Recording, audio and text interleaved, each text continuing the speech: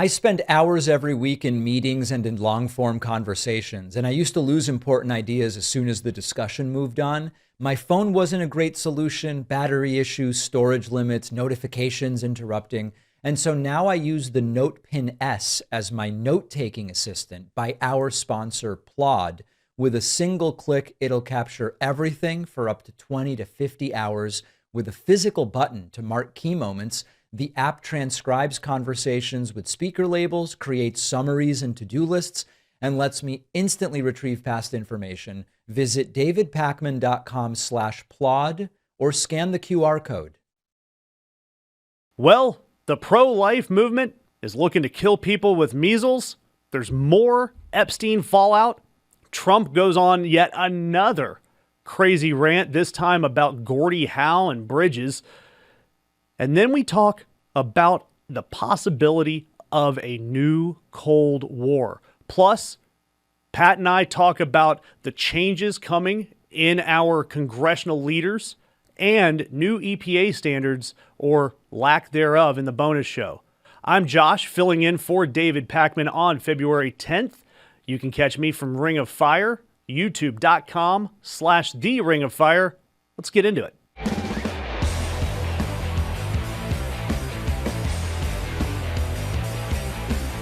Well, ladies and gentlemen, a March for Life is proving to be anything but, as we see new outbreaks of measles coming from the DC area after a pro-life march.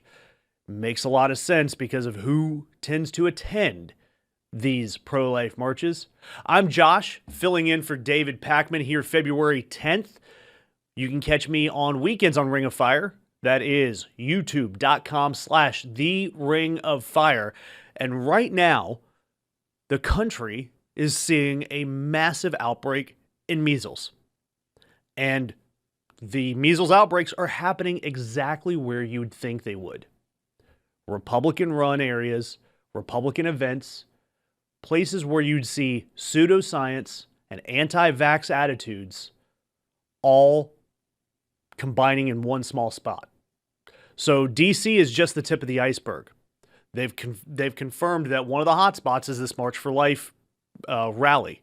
Other hotspots they pointed to, Catholic churches and other gathering places that were related to the March for Life.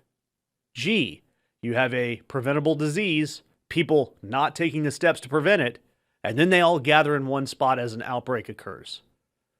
Wonder what could go wrong. I wonder where we saw this previously. It's almost like we saw this, I don't know, a few years ago under the first Trump presidency with COVID. A rejection of science, a rejection of preventable measures, and then you have mixed messaging at the top, which just tells people, hey, we don't know what we're doing. You're on your own. And I hate to say it, when you have large groups of people and you don't give them direction, you don't give them expertise, they're not going to always do the wisest thing out there. So when you have a Maha movement with RFK Jr. out there questioning the efficacy of vaccines and saying that we're having too many vaccines, Americans don't hear the nuance of, hey, the measles vaccine's good, but these other vaccines with the same ingredients are bad. They don't see that. They just see the distrust. And all of a sudden, medical science doesn't matter to the American public anymore. And it's forced people like Dr. Oz to be challenged by Dana Bash on CNN, where he has to actually beg the American public to take the measles vaccine. Let's look at the clip. Speaking of transparency, I do want to, before I let you go, ask you about a record surge in measles in the United States. South Carolina, for example, is currently reporting 800 cases. It's the worst outbreak since measles was declared eradicated more than 3 decades ago. Is this a consequence of the administration undermining support or advocacy for measles and other vaccines? I don't believe so. We've advocated for measles vaccines all along.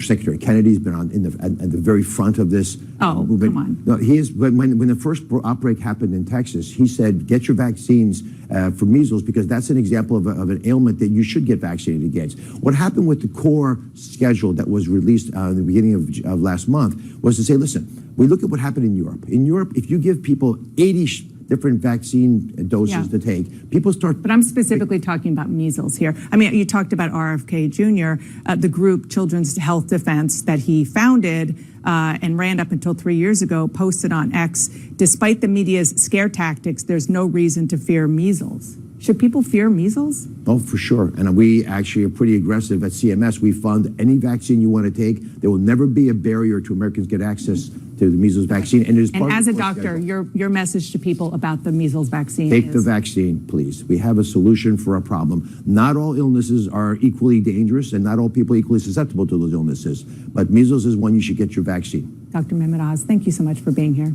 Appreciate it. Thanks, Dana. Should people fear measles? That's not even a question you should have to ask someone, especially a medical doctor.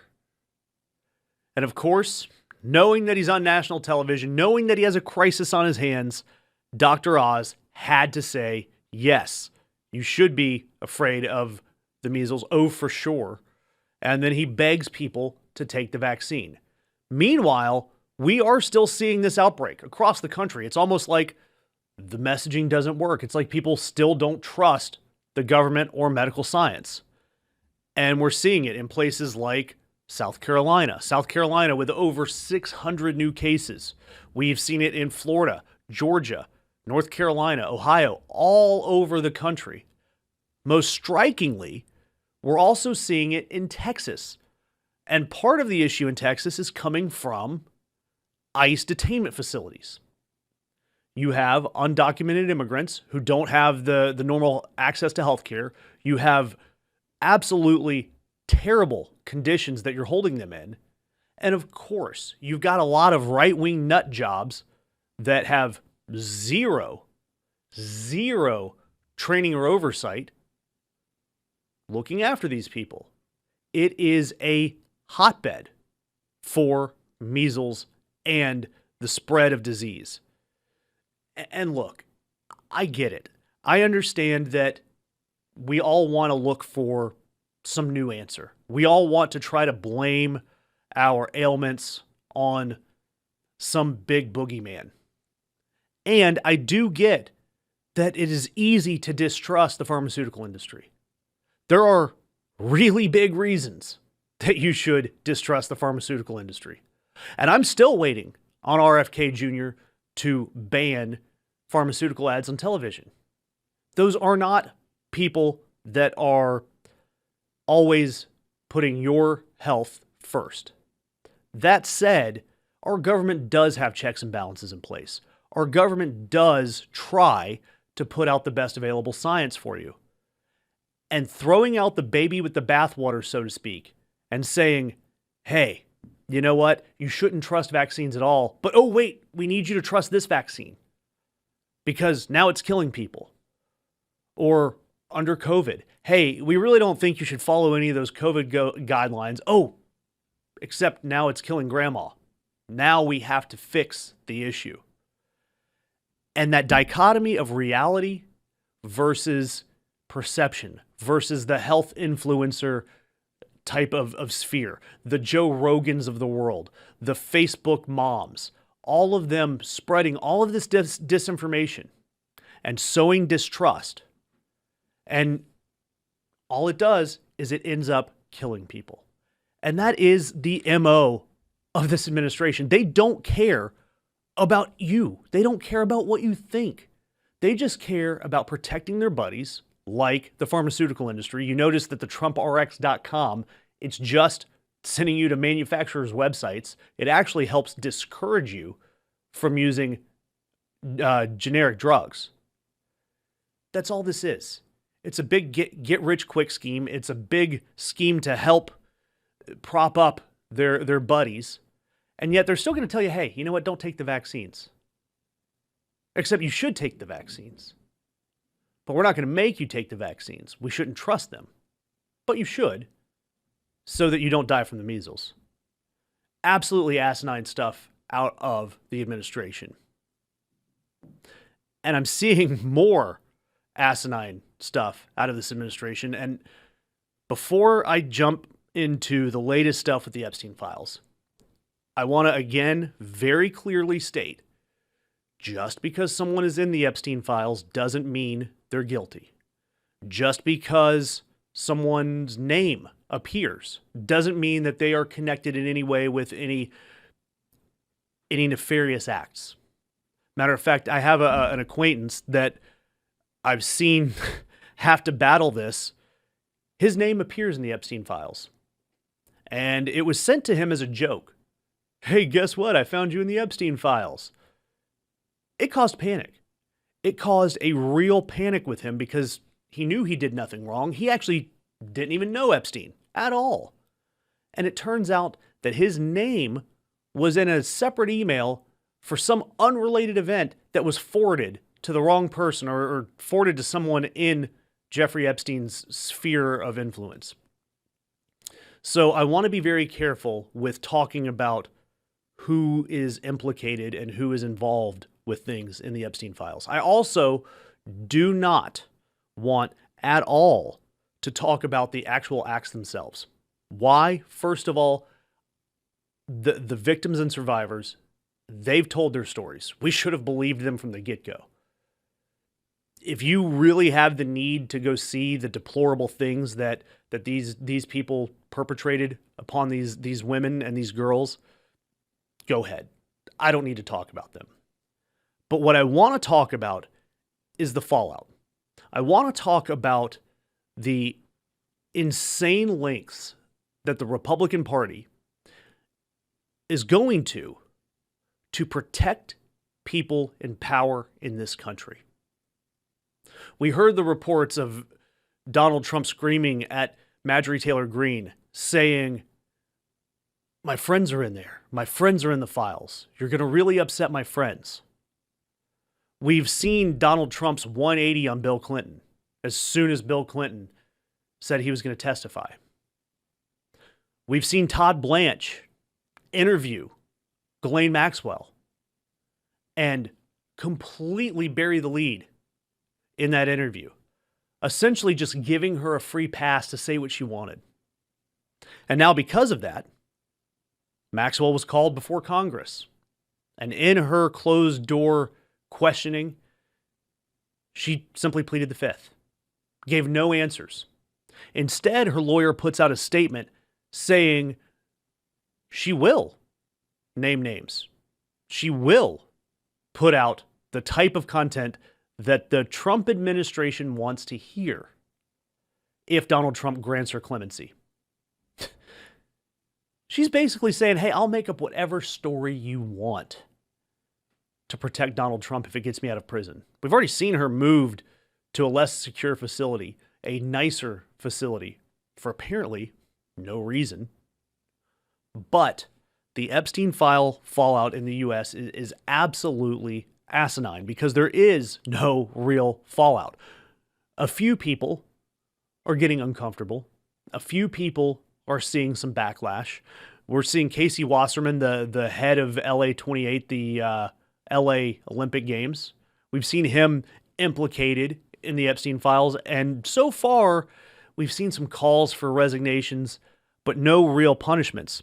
Until on Monday, Chappell Roan, who is managed by Wasserman's management company, fired Casey Wasserman as her manager. So a little bit of fallout. Meanwhile, overseas, we're seeing the Labour Party on the British side get absolutely decimated.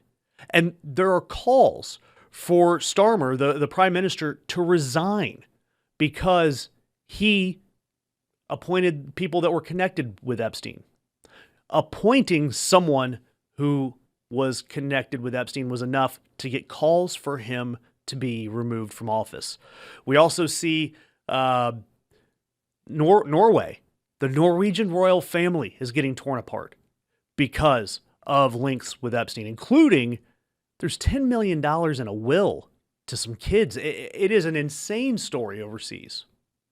We're seeing fallout from Sultan Salim, right? The Emirati businessman. We're seeing fallout for him.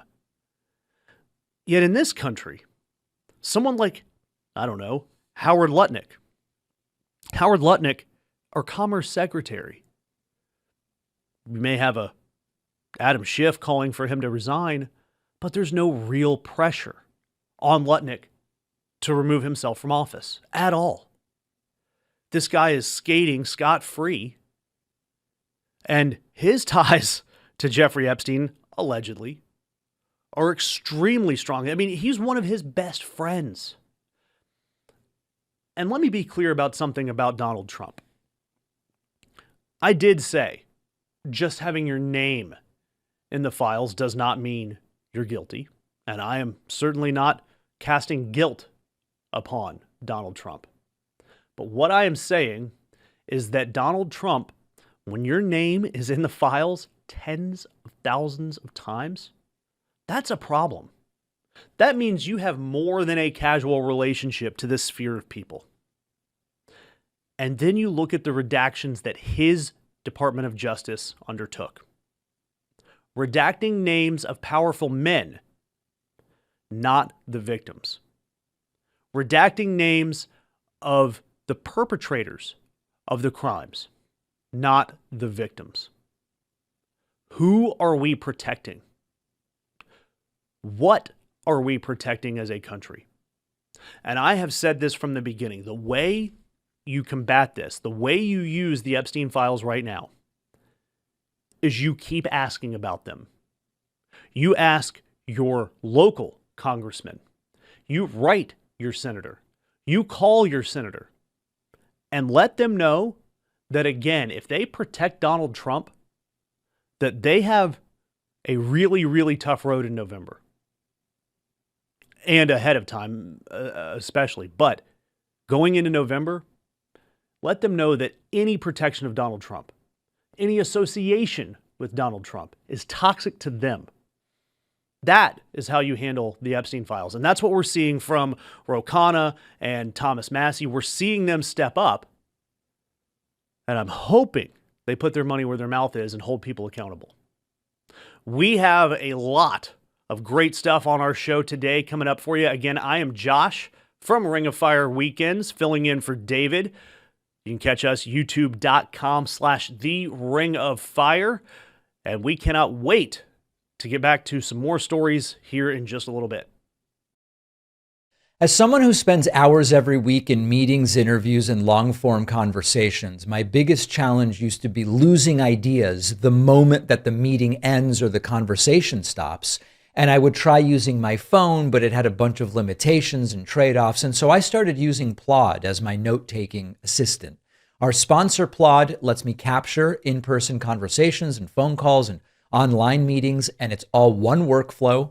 With a single click, the Plod NotePin S starts capturing everything, can record up to 20 straight hours, and there's a physical button if there's a key moment I want to be able to go back to that you can press, so I know what to revisit later. Everything syncs to the app. I can see full transcripts, speaker labels across multiple languages, and Plod will turn conversations into really clear summaries and to-do lists. And I can also ask Plod questions later related to past discussions or for brainstorming instantly. And when I'm doing a longer meeting, I switch to the Plod Note Pro, which can run up to 50 hours, and it also picks up voices from further away. Privacy is critical for my work, and Plod meets top global privacy standards. If you're in meetings or interviews a lot, you can't afford to miss details, and this is really worth checking out. Go to davidpakman.com/Plod or scan the QR code. The link is in the description. Well, China will cancel the Stanley Cup, according to an insane Truth Social post from Donald Trump, all about a bridge between Detroit and Windsor, Canada.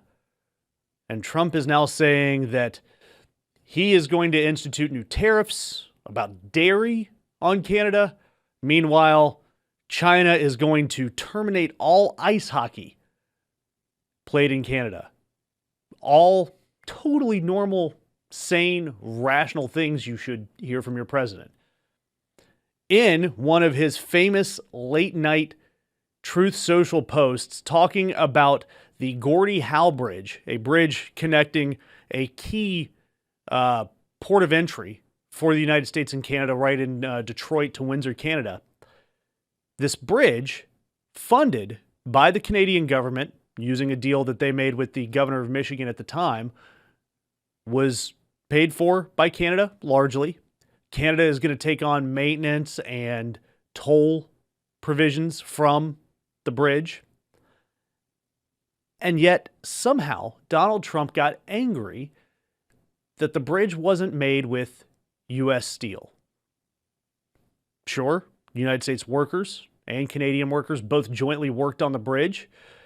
But now Donald Trump is saying he is going to block the opening of the bridge. And if you really dig into it, as you start getting into the second half of his lengthy Truth Social post, he's also upset that Canada has pulled American liquor from their shelves over his threats about making Canada the 51st state and all of the insults he's hurled at our friendly neighbors across the border. And then he says that Mark Carney, the Prime Minister of Canada, wants to have a deal with China. This is the same deal that Donald Trump has railed against Canada for months now. This time saying that we're just going to get the leftovers. I don't think so. The first thing China will do is terminate all ice hockey played in Canada and permanently eliminate the Stanley Cup because of a trade deal. That is a hard thing to believe from the president there. He goes on to talk about the dairy tariffs that put our farmers at risk. Famously, we know that Donald Trump's tariffs have decimated our farmers, and his immigration crackdown has left them with a lack of employees. So it has been something that has been absolutely appalling from Donald Trump's side, and yet now he is trying to blame Canada, just like the South Park song, Blame Canada. So now he is saying that he wants to start negotiations immediately, and that if we fix these tariffs and get dairy renegotiated and renegotiate with Canada over their Chinese deals, that the revenues generated will be astronomical. There's an old saying that says if the facts are not on your side, you just yell louder. That is exactly what Donald Trump is doing here. This bridge is nothing that Donald Trump would even normally worry about. It's already been funded. It's already been built. It has a few final touches before it opens sometime in the next few weeks or months.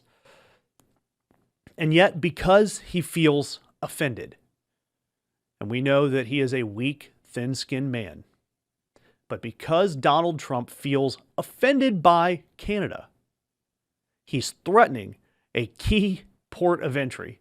He's threatening tariffs, and now he's throwing out these wild claims, and he'll say they're a joke.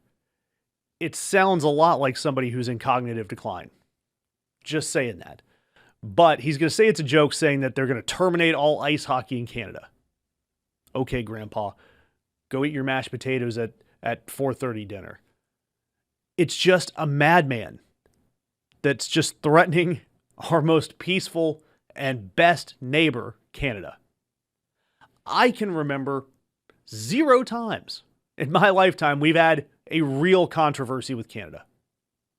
Virtually never have we had an issue. Heck, when I've had to work in Detroit, I love going across to Windsor, getting some great poutine, maybe see a comedy show or two in that border town. But to threaten a bridge that, by all accounts, is going to save the U.S. tens of millions of dollars a year, that was paid for by Canada, because you're offended, tells you exactly who this president is. He's petty. He's distracting because, hey, you know what? We've got the big Epstein file thing still going. And all he wants to do is exert some sort of power, some sort of relevance, because he feels control slipping away. Do you really believe Donald Trump believes those polls that he quotes that says that, oh, we've got 85% approval ratings? Do you think he actually believes those? Or does he actually see the real polling that we do that shows that he is cratering? Because that's what I think. I think he sees those and he's desperate. He's screaming into the void. It's Canada's fault. It's Europe's fault. It's the Democrats' fault. It's always someone else's fault, except his. His tariffs are a disaster. His international relations are a disaster. His domestic policy with DHS, a disaster. And yes, his name is in the Epstein files tens of thousands of times. So what is he going to do? Threaten ice hockey. Threaten Canada. Talk about China. And threaten a bridge that will connect us even greater to one of our greatest allies, that will generate and save tens of millions of dollars a year, just so he can be petty. That's the type of man that's running this country, and that's the type of man who is being protected by your elected officials. If you have Republicans that are elected in your state, they are protecting this man, this weak man, while he threatens our allies, threatens our peace, and threatens our economy. And there is new data that is coming out talking about the real cost of these tariffs and what it is doing to our economy. And I absolutely love finding a conservative source for these numbers that I see about tariffs. The Tax Foundation has put out new numbers about Trump's tariffs and their real impact on Americans. And the Tax Foundation, again, similar to the Cato Institute that we talked about last week, is right-leaning. And when I say right-leaning, they're traditionally right-leaning for a laissez-faire type of economy. Low taxes, low tariffs, free trade, those sorts of things grow the economy in their opinion. They have now come out with their new study showing that the average tax increase, and again, they are very clearly calling these tariffs a tax. The average tax increase for American families in 2025 was $1,000. And it's expected to be $1,300 in 2026. Under Trump's tariffs, they are at the highest rate since 1946. The effective rate is somewhere around 10%. It's the highest we've had since the end of World War II.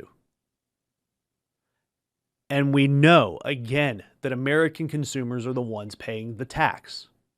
And we're putting a number to it, $1,000 a year. And that doesn't include all of the other tertiary things that have gone up because of the tariffs. Whether it is different products going up in cost, the fact that they have not made grocery prices or cost of living go down, it's gone up. Inflation is up under Trump. All of that is putting a squeeze on the American family. And then my favorite part. We have heard Donald Trump talk about how the tariffs have already raised trillions of dollars. Trillions of dollars. Well, according to the Tax Foundation, 2025 brought in $264 billion in taxes. Excuse me, tariffs. A far cry from any trillions of dollars. And because the way the tariffs work, we believe that it netted the government only $132 billion. So when you hear Trump say, oh, we're paying for this using the tariff money, we're paying for that using the tariff money, this project will be funded by the trillions of dollars from the tariff money. So far, he has brought in $132 billion. He's asking for a military increase of up to $500 billion, saying, oh, the tariffs are going to pay for it. He's asking for a substantial increase in DHS funding. Again, pointing to the tariffs funding it. In reality, we just know that he's going to cut programs, cut spending that Americans need. And he's going to raise money from questionable and non-traditional sources, like stealing Venezuelan oil. But the good news, we do have conservative think tanks like the Tax Foundation calling his tariffs out. And this is all playing ahead of Mike Johnson's blockade of votes regarding tariffs coming up for a renewal as soon as Wednesday. And Johnson is hopeful that he has enough votes to continue this blockade of voting against Donald Trump's taxes. But if he fails to get the votes, because Republicans are starting to see that not only are the Epstein files toxic to Donald Trump, the tariffs and the economy are much more toxic to Donald Trump because the American people are feeling it in their daily lives. So he is facing a rebellion from Republicans on the tariffs. So we may see this week that House Democrats could force a vote to overturn Canada's tariffs. That whole bridge fiasco could be overturned by House Democrats. I don't think they'll get to that point, but I do think they will be able to have a vote. And if they have a vote, it makes Republicans go on record. Do you support this increased taxation of the American public? Do you support $1,000 in extra taxes for the average American family? $1,300 in extra taxes for the American family in 2026. All to net $132 billion, which you're going to spend in droves for the military, for DHS, for all of these programs that don't directly benefit the American public. Absolutely shocking. We've got a lot more great topics to cover with you. I am Josh from The Ring of Fire. That's youtube.com, The Ring of Fire. And I'm filling in for David here on this lovely February 10th. We will be back with more after this. When it was time for a new mattress, I didn't want to gamble on something generic. I had heard about Helix. I liked that they customized the mattress based on how you sleep. I'm mostly a stomach sleeper, so I took the quiz and ended up with a model that felt tailored to me. I've had it for years. What I notice is I don't wake up with back stiffness. I don't wake up with shoulder pain. I don't toss and turn looking for a comfortable position. It's just better than my old mattress. It's more supportive, but it's still comfortable. Another thing I like about Helix is that there's no one-size-fits-all approach. It's really tailored to you in terms of firmness as well. It's made a difference for me, and I'm thrilled to be partnering with them. Right now, Helix has a special offer only for my audience. Get 27% off everything on their site when you go to helixsleep.com/Pakman. The link is in the description. The deadline is Friday, and you could see the government shut down once again because the House of Representatives cannot come to an agreement on budgetary items. This time, it is a crucially important step in limiting the Department of Homeland Security's overreach when it comes to kidnapping and detaining our citizens. Now, you may remember that ahead or before the killing of Alex Preddy, Democrats were soft on allowing the government to shut down again. They had allowed DHS and ICE to be funded the way that the Republicans wanted them to be funded. Yet in the wake of Alex Preddy's death, we've seen a change in the tide from Democratic leadership. Now, Democrats are making new demands to the Republicans at the House to make sure that there are checks and balances on what DHS is doing in our communities. They're asking for things like not allowing their agents to be masked, making sure that there are judicial warrants, not administrative, when they enter private property. They're trying to make sure that the officers display identification and that they don't detain American citizens that are outside of the scope of their enforcement. Remember, ICE is not law enforcement. They are immigration enforcement. They're not there to arrest protesters. They're not there to crack down on crime. They are there to enforce the administration's policies on immigration. And yet, we're hearing that the GOP says this is a non-starter. They're not going to give in to the Democrats' concessions. They're not going to give in to the Democrats' demands, especially the judicial warrant. Let's talk about that for a second, this judicial warrant thing. We hear ICE knocking on doors saying they have a warrant, and they have a piece of paper that is signed, and it details what they are doing in that warrant. However, that warrant is what's called an administrative warrant. It is put out by the Department of Homeland Security. And all it is saying is essentially that the DHS endorses the actions of these ICE officers. Of course they do. They're their bosses. A judicial warrant, on the other hand, requires a judge to look at the facts, to look into the person that ICE is trying to detain and go, do they have a case to detain this person? Does the evidence meet probable cause for their detention? That is a crucial step in how not only ICE, but all of our officers out there, law enforcement included, operate. It is a departure from the stop and frisk type mentality, or the mentality of these ICE officers that they just grab whoever the hell they want just because they look at them different, or because they don't like how they're driving.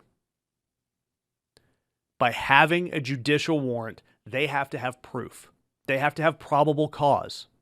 And they have to say, we are going after person X for reason Y. Not a bunch of thugs just running around with guns, pointing them at journalists, shooting legal observers, pulling people over for no reason. The argument against this is that it's going to slow things down. Frankly, that's a good thing, in my opinion. But if the deal that has to be made is, you know what, you're going to have to put up with slowing down your enforcement policies. We don't agree with them, but you said you wanted to take out the worst of the worst, the criminals, the violent criminals. Well, this is how you're going to have to do it. The problem is it doesn't look like any of this is going to go anywhere. So it is up to our leaders to stand up to the thugs running the GOP. Working in the GOP's favor is that pulling 700 officers out of Minnesota seems to have calmed things. There are still problems there.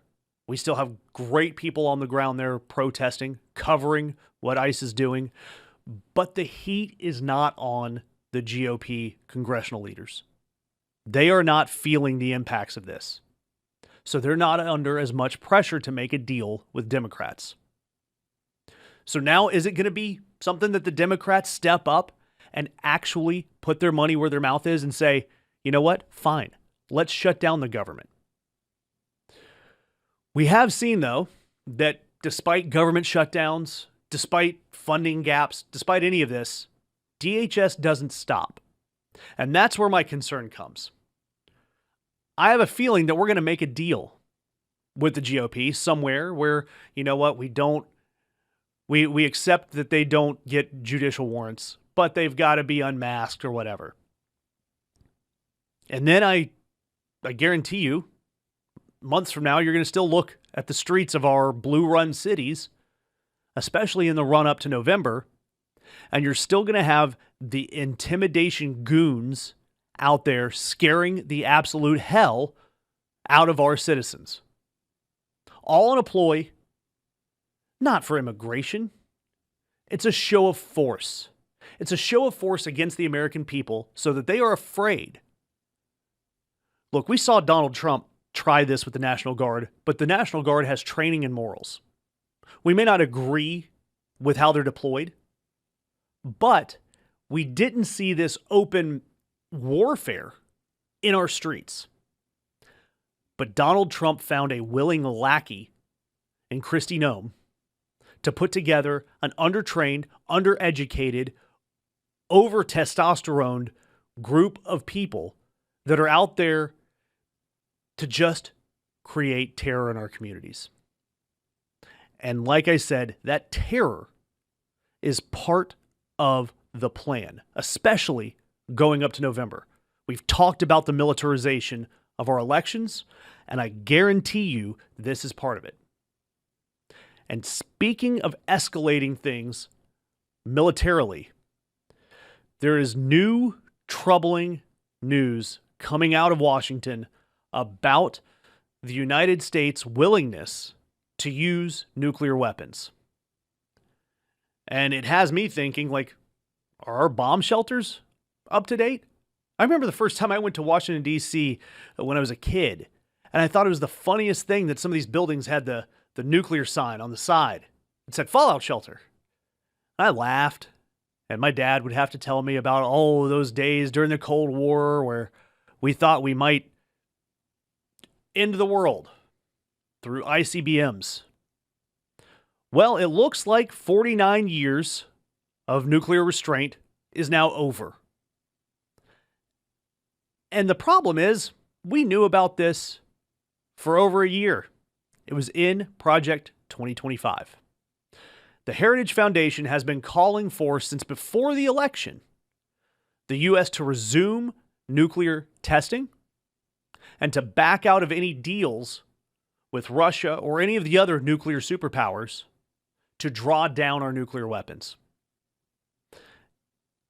Our plan to draw down those weapons has been in place for 49 years.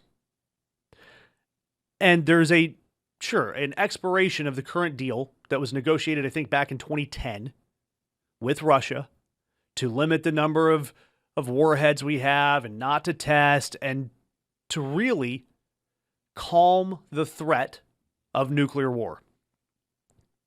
It was under the START Treaty. Russia offered, hey, you know what? We don't even have to negotiate. For at least 1 year, we can live under the old guidelines, and then we can talk. We can figure this out. Donald Trump said it was poorly negotiated and that Russia cheated. So he canceled the deal. We are about to be back in the nuclear wild, wild west of the Cold War. Meanwhile, we're trying to negotiate a treaty with China over our nuclear arsenal. There's a couple of different ways of going about that. The first way would be, hey, you know what? We've had nuclear peace for a long time. We each have enough warheads to end the world multiple times, the mutually assured destruction. That could happen multiple times. We don't need these huge arsenals. We don't need to test them, because the tests have been shown to be nothing more than a show of force. The last test we did was 1992. We haven't needed a nuclear test at all. But Project 2025 calls for new, modern warheads and more testing. And why do we want more testing? To show our rivals how strong we are. Nothing more than a measuring contest. Absolutely disgusting behavior. And it directly violates things that we've seen in the Geneva Convention. It directly violates deals that we've had with other nuclear superpowers, because Russia doesn't want to end the world. China doesn't want to end the world. And the whole reason we have nuclear weapons is as a deterrent. We have them so that Russia doesn't use them. Russia has them so that we don't use them. China has them so that we don't use them. That's the whole game. Yet now we are about to see a new escalation in this Cold War. And we thought the Cold War was over, but it looks like it's back. And it is absolutely terrifying. We've also seen Donald Trump sign executive orders saying that he wants to increase experimental nuclear energy and increase the use of nuclear energy because he hates wind. But all of that, to me, plays into this absolute chest-thumping style of international diplomacy, if you can even call it that. Donald Trump has seen, in his opinion, that the U.S. is weak. He admires dictators like North Korea. He admires strength. But strength doesn't come from being the person with the biggest gun. It comes from being the person who doesn't have to use the gun. And that's where Donald Trump goes wrong. Donald Trump perceives our country as weak. And so now he wants to go show off by testing nuclear weapons, by letting these treaties fail and floating the idea of increasing our nuclear arsenal, clearly pissing off our allies. So I got to ask you, is your fallout shelter ready? Do you even have one? Do you know where it is? Are we going to have to go from school shooting drills to fallout drills? I know I don't want my kid to have to do that, but it looks like that's the world we're going to live in. We will be back with more. I am Josh from The Ring of Fire. You can catch us youtube.com/The Ring of Fire. Filling in for David. We've got much, much more for you, so don't go anywhere. Identity theft and targeted scams often start long before the breach, when bits of your personal life, addresses, emails, relatives, your work history, are scattered around the internet on these data broker sites, and that information is sold or reused. Our sponsor, Incogni, will get that stuff removed for you. Not from just a single type of website. They will work to take down your personal information wherever it shows up online, shrinking the pool of info that bad actors rely on. Incogni automatically handles removals from hundreds of known sites, but their unlimited plan goes even further with custom removals, where if you find your info anywhere, paste the link to Incogni, and they will get to work removing that for you. This matters because a single overlooked listing can be enough for a scammer to impersonate you or even open accounts in your name. Incogni's data removal process is independently verified by Deloitte, which adds a layer of trust. You can get 60% off when you go to incogni.com/Pakman and use the code Pakman. The link is in the description. Aw, a lost puppy. That's going to get everyone right in the feels. And it's all going to be done with the help of Big Brother. That's right. We saw the Ring ad at the Super Bowl for their search party. AI-enhanced tool to help you find a lost dog or to maybe help local law enforcement. But what if this was the next step in a surveillance state? Because that's exactly what this looks like. I'm Josh from the Ring of Fire. You can catch us youtube.com/The Ring of Fire, and I'm filling in for David here on February 10th. And look, the ad, at first, my goodness, it got us right in the emotions. It helped us look for our dogs, and we've seen statements that have put out that they've saved over 100 lost dogs already with this launch. But what they didn't say is that they already have a contract with a company called Flock AI. And Flock AI has license plate reader cameras that they've put out throughout our country.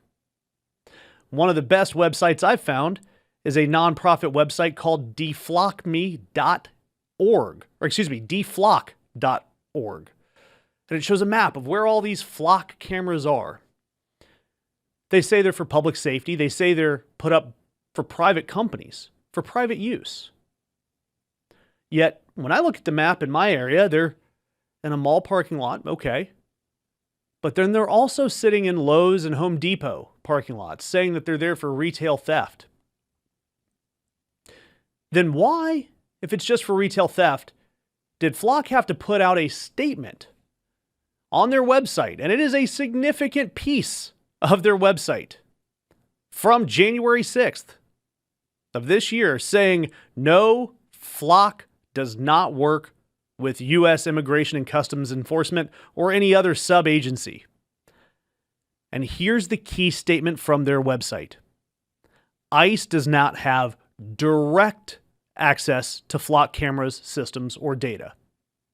So what does all this mean? Why am I tying Ring and Flock and ICE all together? I feel like that meme with Charlie Kelly with the strings on the corkboard. But let's play this out.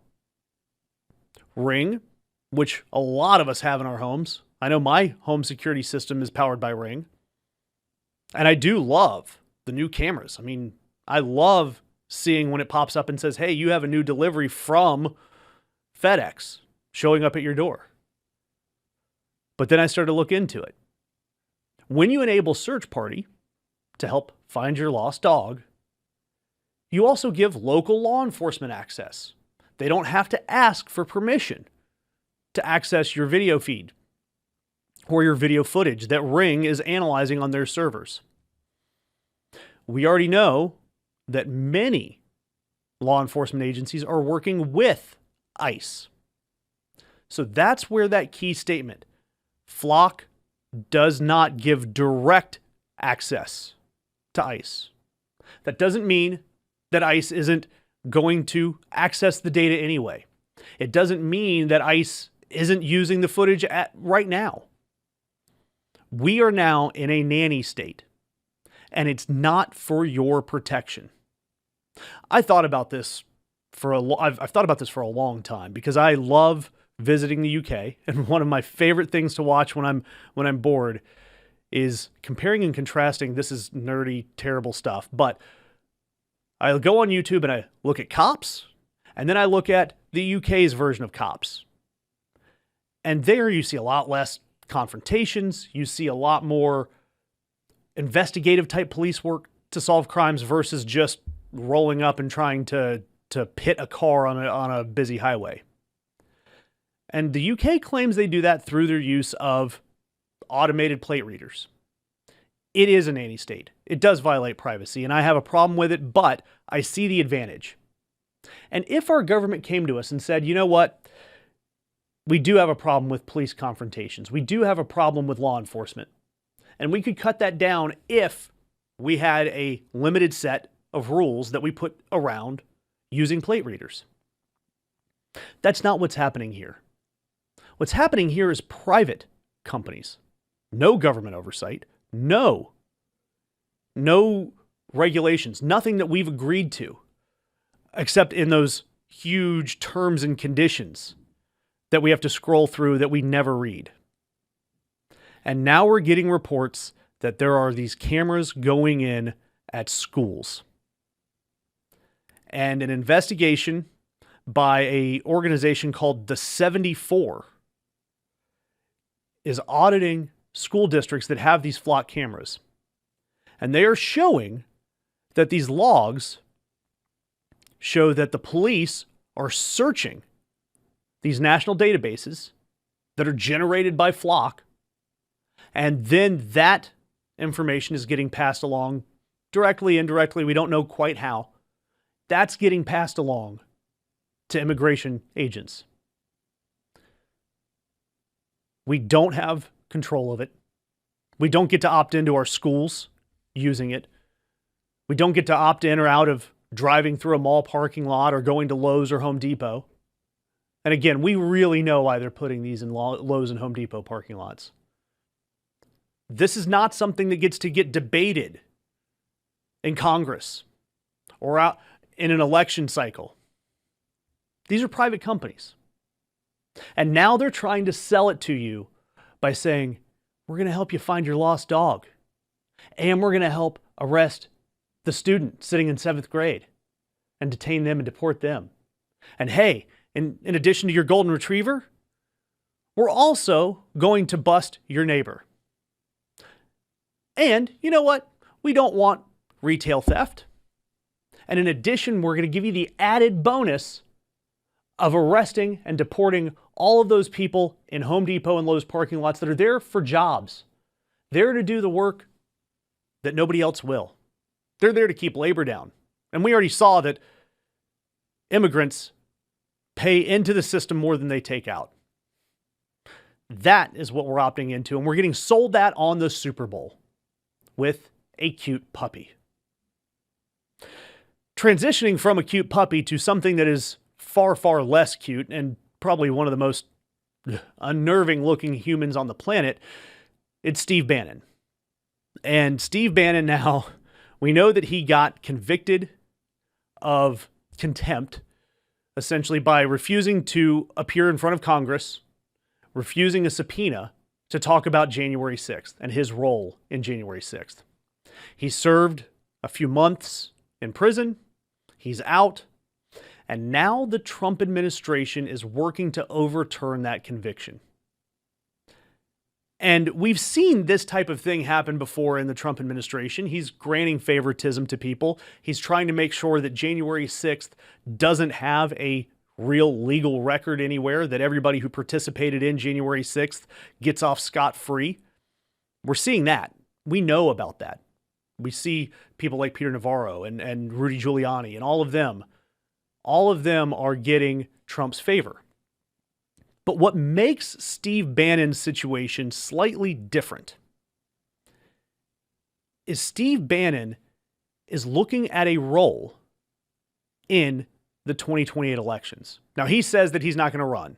And I kind of believe that he would not be the type of candidate that would run. If he ran, the speculation is that it would be simply to drive the primary process further to the right. Meaning, look, when we see the primaries, in my opinion, it is who's the most Republican, who's the most Democrat. You have to appeal to the base in the primary. Once you do that, then you move on to the general election, and now you try to appeal to everyone. So Steve Bannon's role, along with, disgustingly, Matt Gaetz, the speculation is that they would try to enter races just to move the primary process to the right to make whoever Trump's hand-chosen pick, probably J.D. Vance, make them look less extreme. And yet pull all the other candidates further to the right to normalize their weird behavior. I don't see that necessarily as the case, but I do see that Trump is trying to reward the people that he knows he's going to count on in 2028. And we know that Trump may not be around for that. He's looking more and more decrepit by the day. But Trump has a legacy. The Trump family, the MAGA movement, is going to be taken over by someone.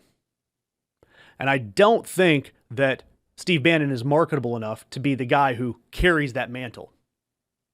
But I do see where a Steve Bannon, a Rudy Giuliani, all of these other advisors that Trump has had over the years, especially the ones that have been disgraced. I mean, you're talking about a guy who openly asked, Steve Bannon, openly asked, would you rather have your kid be a feminist or get cancer? That guy. But he is an effective advisor to the extreme right. He really is. He carries a very, very large voice in the Trump administration and in the MAGA sphere. And of course, he looks the part. I mean, Steve Bannon really does look like the crazy, cooked out grandpa coming up with all the weird conspiracy theories you can think of. He is the walking meme of the right. So that's what you're looking at here, is that right now, your Fox News Jeanette Pirro, which also cracks me up, is working to overturn Steve Bannon's conviction from, I think it was 2022. He's already served his time. He's already out. But they're working to get rid of his conviction so he can clear his name, to normalize him, to normalize people like Rudy Giuliani and the ink dripping down his face and the Four Seasons landscaping. They're trying to normalize these people so that they can be regular players in the 2028 election. Same with Matt Gaetz. Yeah, that Matt Gaetz, the guy who in all of the reports allegedly paid underage women at parties for favors while doing drugs, while showing lewd photos on the House floor, nominated to be the Attorney General of the United States, and ultimately withdrawing that. We just learned that the Florida bar has allowed Matt Gaetz to get off scot-free, saying that those allegations had nothing to do with him being an attorney. Weird stuff. It's all part of trying to rehabilitate his image and Steve Bannon's image and all of these other kooky MAGA players, trying to rehabilitate them ahead of 2028 so that they can be normalized as part of this continued MAGA movement in Trump's wake. That is what we're going to see, this disgusting human being flouted in front of our TVs. Thank you guys for tuning in. We have had a great show here. February 10th. I'm Josh from The Ring of Fire. You can catch us youtube.com/The Ring of Fire. I am also on a couple of newly launched social media pages at The Voice of the Left on Facebook and Instagram. So come find me there. For you members, stick around. We've got the bonus show coming up with the illustrious Pat.